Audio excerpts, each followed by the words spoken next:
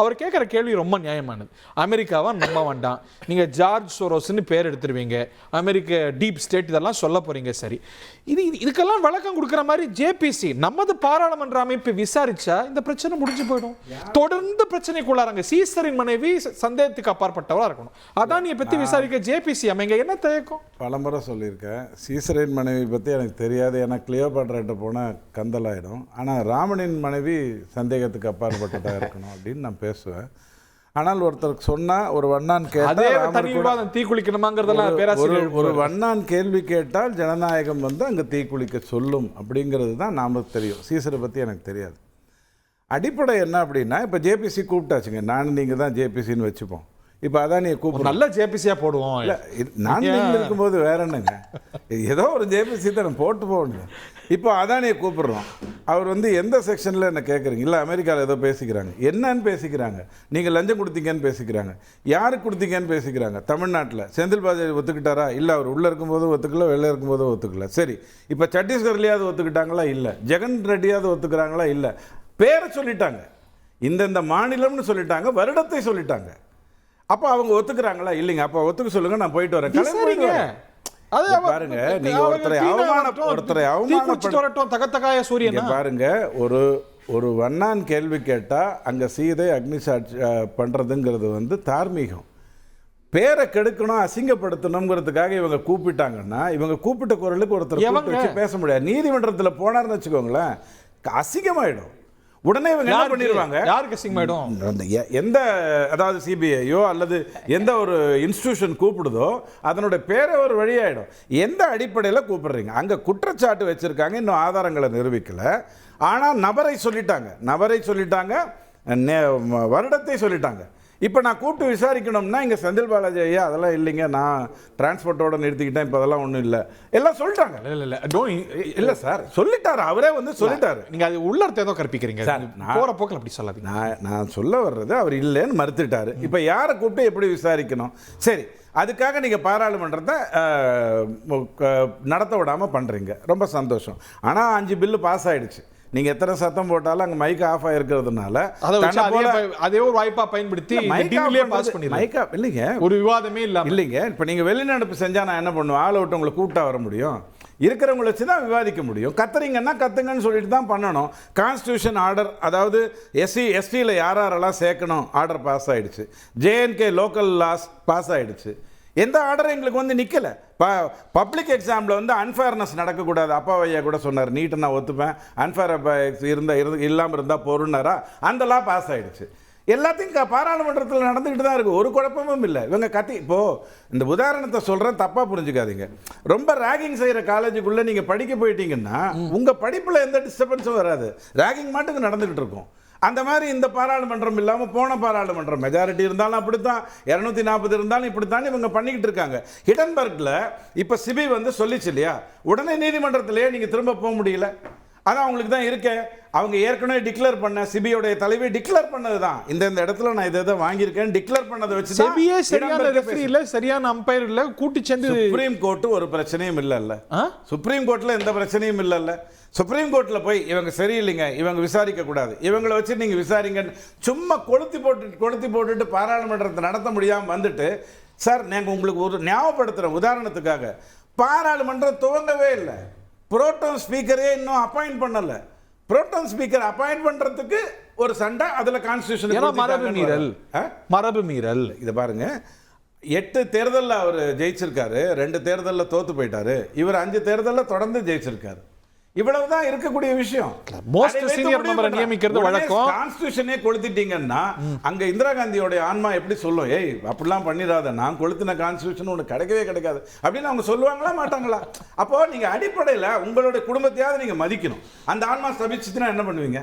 So பார்லிமெண்ட்டை கெடுக்கணுங்கிற உங்களுக்கு இந்திரா காந்தி மேல பயம் வந்திருக்கு, பிரியங்கா காந்தியை பார்த்து. இப்போ எங்க கான்ஸ்டிடியூஷனை கொளுத்தினவங்களை பார்த்து நான் பயப்படலான்னா நான்லாம் மனுஷனே கிடையாது.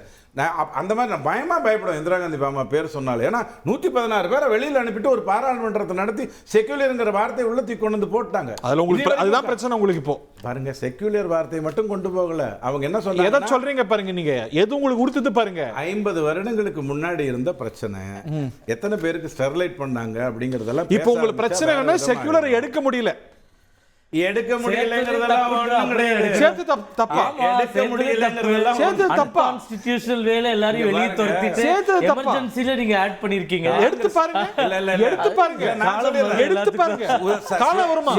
எப்படி கேட்டீங்களா?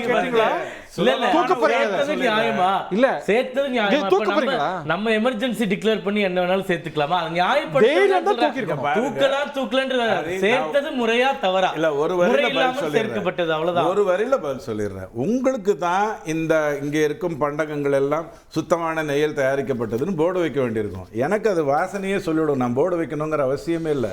நீங்க செக்யூலர்னு பேர் வச்சுக்கோங்க, வைக்காம போங்க. நான் இந்தியாவை தான் நடத்துறேன். இந்திய பாரம்பரியம் சனாதனம்னாலே செக்யூலர் தான். அதுல ஒன்றும் கேள்வியே கிடையாது. அப்பயே அந்த வார்த்தை உறுத்துது இல்லைங்க.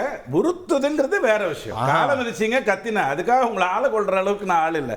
ஆனா நீங்க எங்கெங்கெல்லாம் எங்க வரணும் முக்கியமா அப்படின்னு கேட்டா, இந்த பாராளுமன்றத்தில் இன்னும் பாஸ் பண்ண வேண்டிய பில் அதிகமாக இருக்கு. அதை விட்டுட்டு அதை விவாதிக்கிறதுக்கு எத்தனை கூட்டத்தொடருக்கு கத்துவீங்க? இன்னும் எத்தனை எலெக்ஷனுக்கு இவிஎம் பிடிச்சிட்டு தொங்குவீங்க இப்ராஹிம்?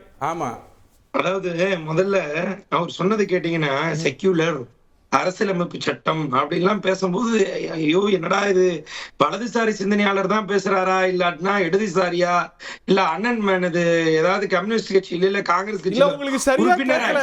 செக்யூலர்ங்கற வார்த்தையை பிரச்சனையா சொன்னார். இந்திரா காந்தி அம்மா சேர்த்துட்டாங்கன்னு குத்தமா சொன்னார். இல்ல அது சரியா லைன் கேட்கல. கொண்டு போற மாதிரி ஃபர்ஸ்ட் எப்பவுமே என்ன பண்ணுவாருன்னா இனிஷியலா கொண்டு போற மாதிரி கொண்டு போயிட்டு தென் அப்படி யூ டர்ன் பண்ணுவாரு. அது வந்து வலதுசாரியோட யூ டர்ன். அது அந்த இடத்துல தெளிவா ஒரு பாயிண்ட் தெரியும். தீர்ப்பு கொடுப்பாரு.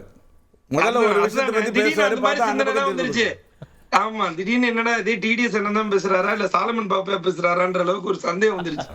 அந்த அளவுக்கு ஏன்னா சில கருத்துக்கள் சொல்லும் போது இங்க ஒரு லைட்டர் நோட் சொல்றேன். பேராசிரியர் அருணனுக்கு தான் சாலமன் பாப்பையோட டோன் இருக்கும். ஒரே ஊருக்காரங்க பாருங்க. எனக்கு பலமுறை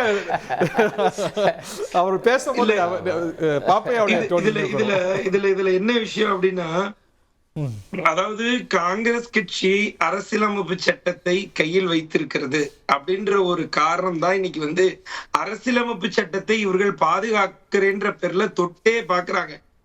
காங்கிரஸ் கட்சி இந்த அரசியலமைப்பு சட்டத்தை தூக்கி பிடிக்கவில்லை என்றால் இன்றைக்கு காங்கிரஸ் கட்சி 60 ஆண்டு காலத்துல இன்னைக்கு அரசியலமைப்பு சட்டம் வீழ்ந்திருக்குமா இருந்திருக்குமா என்பது நம்மளுக்கு எல்லாம் தெரிஞ்ச போக்கு. அதெல்லாம் ஒரு பக்கம் வச்சிருப்போம். இன்னொரு கேள்வி என்னன்னு கேட்டீங்கன்னா, அரசியலமைப்பு சட்டத்தை உண்மையாக இவர்கள் பாஜகவினர் மதிக்கிறார்களா?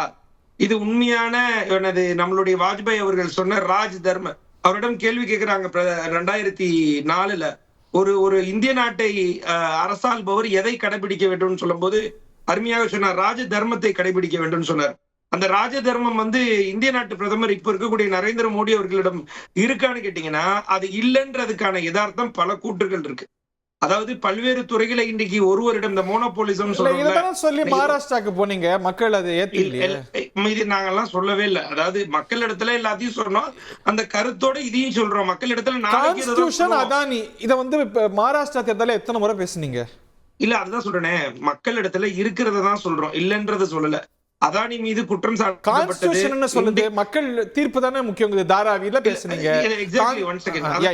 நான் ஒரு பாயிண்ட் மட்டும் சொல்றேன். அதாவது நீங்க கான்ஸ்டிடியூஷன் அரசியலமைப்பு சட்டம் அப்படின்லாம் சொல்லும் போது ஒரு அடிஷனல் பாயிண்ட் நம்ம வந்து இங்க வேலை பண்ண வேண்டியது இருக்கு. காரணம் என்னன்னு கேட்டீங்கன்னா, கிட்டத்தட்ட ஒரு குறிப்பிட்ட நாட்கள்ல இந்த இப்ப நம்ம பாத்துட்டு வரோம், அதானி அவர்கள் மீது இண்டிக்மெண்ட், அதாவது வந்து United States of district court eastern district of நியூயார்க் இங்க இருக்கு. இதுல வந்து கிட்டத்தட்ட இண்டிக்மெண்ட் கிட்டத்தட்ட 54 பேஜ் கொடுத்திருக்காங்க. இன்றைக்கு வந்து அதானி குழுமம் ஒரு அறிக்கை கொடுத்திருக்கு. என்ன அறிக்கை கொடுத்திருக்காங்க அப்படின்னா, த FCPA அதாவது வெளிநாட்டு ஊழல் தடுப்பு சட்டம் எங்கள் மீது கிடையவே கிடையாது, அது அப்ளை ஆகாது அப்படின்ற வார்த்தையே எங்க பேர்ல கிடையாது. கௌதம் அதானின்ற பேரே கிடையாது. நல்லா பாருங்க, முதல் பேஜ்ல கௌதம் அதானின்ற பேர் தான் முதல் பேர் இருக்கு. இதுல என்ன பிரச்சனை அப்படின்னா, FCPA அவங்க வந்து அப்ளையே பண்ணல, அதை எடுத்துட்டே அவங்க வரல, அந்த FCPA வார்த்தையை அதுல உள்ளிட்டு கொண்டு வரலன்னு சொல்றாங்க. பேஜ் நம்பர் 3ல the 4th லைன்ல இருந்து ஆரம்பிக்கிறாங்க. The Identify of Conglomerate சொல்லிட்டு அதுல Foreign Corrupt Practices Act title 15 United States code 78DD வருது பாருங்க. இது எல்லாம் நேரடியாக இன்றைக்கு 54 பக்கம் இண்டிக்மெண்ட், அதாவது யூஎஸ்ல கொடுக்கப்பட்ட இண்டிக்மெண்ட். இது எல்லாமே அதானி மீது கொடுக்கப்பட்ட, இதுல இருந்து நான் தண்டனை இல்ல, குற்றச்சாட்டு தானே. அதாவது இண்டிக்மெண்ட்ன்ற வார்த்தை என்னன்னு கேட்டீங்கன்னா ஒரு மனிதர் மீது சார்ஜ் ஷீட் மாதிரி அது அவ்வளவுதான். சார்ஜ் ஷீட்டும் கிடையாது. யூஎஸ் ஜுடிஷியல் சிஸ்டம் வேற மாதிரி, பட் குற்றம் நிரூபிக்கப்படல, குற்றச்சாட்டு தானே. let me explain Hari, let me explain. Go ahead. அதாவது என்னன்னு கேட்டீங்கன்னா இண்டிக்மெண்ட் அப்படின்றது ஒருத்தர் மீது வாய்மொழியாக குற்றம் சாட்டுவது வேறு. இதே இண்டிக்மெண்ட் ஆவணப்படி குற்றம் சாட்டுவது தான் இண்டிக்மெண்ட். இப்போ இந்த இண்டிக்மெண்ட் வந்து ஸ்டாக் எக்ஸ்சேஞ்ச் போர்டு இருக்கு பாத்தீங்களா, அங்க இருக்கக்கூடிய SEC, அந்த ஸ்டாக் எக்ஸ்சேஞ்ச் கமிஷன் வந்து ஒரு சிவில் சூட் போடுறாங்க. இது இல்லாம இது வந்து கிரிமினல் கோர்ட்ல தனியா போடப்பட்டது நியூயார்க்ல, டிபார்ட்மெண்ட் ஆஃப் ஜஸ்டிஸ்ல. இது இல்லாம சிவில் கோர்ட் தனியா போடப்பட்டு அதுக்கு தனி, இதோட சேர்த்து ரெண்டுத்துக்கும் சேர்த்து தான் பிடி வாரண்ட் போட்டிருக்காங்க.